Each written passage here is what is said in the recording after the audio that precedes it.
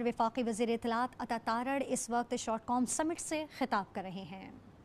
Through which we aim to provide internet to the entire population, and that fiberization policy is being worked upon. Besides that, we are moving towards the 5G spectrum, which is our next target, and we hope to achieve that by mid next year.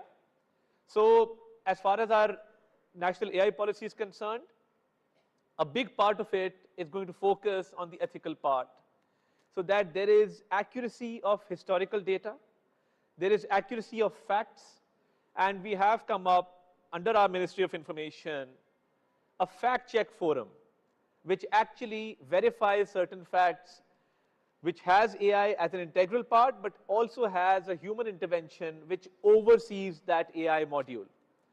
In addition to that, we are running 2 more programs.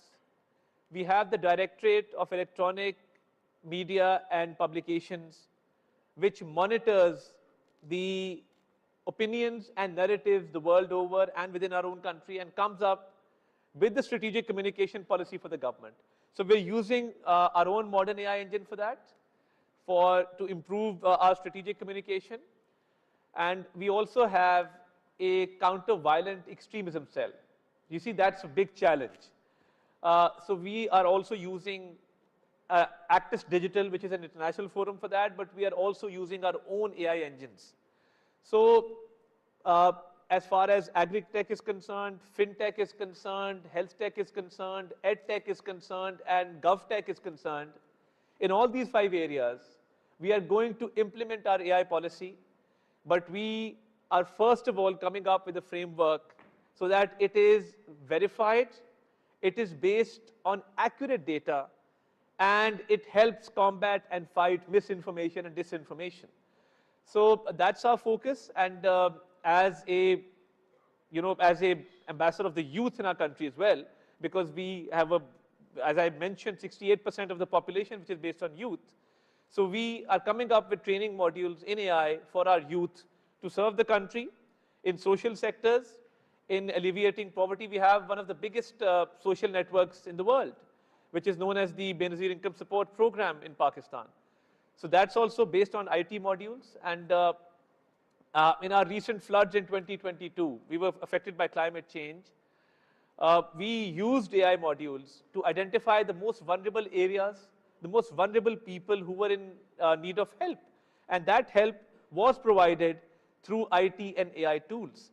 Having said that, at this forum, I would like to make a proposal that where AI is helping us grow, is helping us eradicate our problems, we need to focus on an international agreement to counter misinformation. And there needs to be a framework or a documented form of such an agreement which we can agree upon, or maybe we can have a system of verification. Because you see, with the wrong kind of algorithm, and if that algorithm has more views, that gains more traction as per the AI existing modules. So that is something that needs to be countered, and we need to use AI in a positive manner in the healthcare sector, in the education sector, in the social sectors, in the agri sector, and in the financial sector, to help our people grow, to help our people achieve the impossible. And the future is bright. We just have to give it the right direction. And in Pakistan, we are fully committed to implementing our AI policy with the best ethical standards in the world. You see, when I mentioned the World Economic Forum greatest threats, and most leaders identified misinformation as a great threat, they did not say nuclear warfare, they did not say climate change, which is of course a big challenge. They said misinformation, because that leads to chaos and anarchy. So I think a joint task force can be made, international fora can be used in order to come together and collaborate, because this challenge is being faced by everyone. And the whole world is now grappling with this challenge, because it eventually leads to instability, economic instability, leads to a security crisis. It can cause destruction beyond imagination. So you have to come up with a regulatory framework which all states agree to and can bring forth. I'll give you a small example. Now, when you talk about social media, we talk about freedom of expression. But why is it that the issue of Gaza, the issue of Kashmir, the issue of Lebanon, and the plight of their people is censored on social media. AI is being used negatively there. One of our freedom fighters in Kashmir, Burhan Wani, I can't take his name on social media. You can't post his pictures. So there is some selective judgment there. So AI has to be used proactively. There has to be a regulatory framework, and we cannot ignore where there's a humanitarian crisis like in Gaza. That humanitarian crisis needs to be amplified, needs to be told to the people. So what I'm suggesting is a regulatory framework which upholds ethical standards and which works together collaboratively for the common good of humanity. Because you see, humanity has common goals. Humanity has common objectives.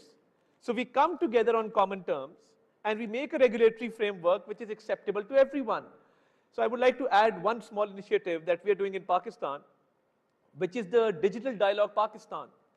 It's a combination of generative AI and large language models, LLMs.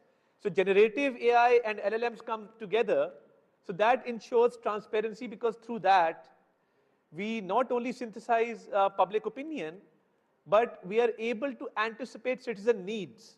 So our communication strategy is more effectively based on reality, and it helps us formulate a more responsive and effective communication strategy. Similarly, we are investing heavily on skill development. Our target for the next year is to train 1 million youth in the field of IT, so they can leverage AI for media purposes, for public relationing, for effective communication. So whatever regulatory framework some states already have and some are working on, why not make a joint task force as per this forum that we're sitting on? A joint task force based on these ministers, and we come up with our proposals and we share those proposals which are common, and we work towards a framework of implementation. This needs to be adopted sooner or later, because without a regulatory framework, without certain rules, because you see, when communication started through newspapers, there was editorial control. There was a certain editorial policy that you had to follow. Same with electronic media. There are tiers which you have to follow. There are rules, there are code of ethics that you adhere to. But then, when AI is concerned, we're all moving forward in that direction. We're making progress. We're making progress in agri-tech, fintech, health tech, and all other spheres. But what about a regulatory framework? Where progress is important, and going forward and promoting AI is important, and we are fully adhering to that, I think a regulatory framework needs to be brought forward so that people can be safe, people can be secure, and our economies do not suffer due to instability. And I would like to reiterate the plight of the people of Gaza, the people of Lebanon, the people of Kashmir. That also needs to be protected, because AI tools are used to censor such information. And on a lighter note, you know, as in the Lord of the Rings, they say one ring to rule all. But here, every channel, because it's a multi-channel domain, the information technology, every channel has its own ring. We just need to ensure that there is a framework for transparency and for ensuring a code of ethics which is acceptable to all, which helps humanity in the long term. You see, we've already gone towards implementing our national AI policy. We're talking about the Digital Pakistan Dialogue. We're going towards fiberization. And we're fully committed to the AI cause. There are no two questions about it. But having said that, what I would like to achieve from AI, in the field of agri-tech, we would like to see more productivity, higher yield of crops through the inducement of technology. Because you see, we're a rice exporting country. We have the backbone of our economy is agriculture. So higher agriculture yield through technological advancement and AI, number one. Number two, with regard to education and skill development, in the backward areas of the country, we would like to see educational systems of distance learning where students who do not have access to these good universities can gain higher education through AI tools. Thirdly, in the same field of education tech, higher enrollment in schools. We would like to see AI help our government enroll more children in schools. Third, and most important, is health tech. We would like to see AI improve the situation of polio in Pakistan, for example. That's something that we are grappled with at this point in time. So to eradicate hepatitis and such illnesses which have cures but are spreading nevertheless. So we would like to see AI being induced into the health tech sector of Pakistan.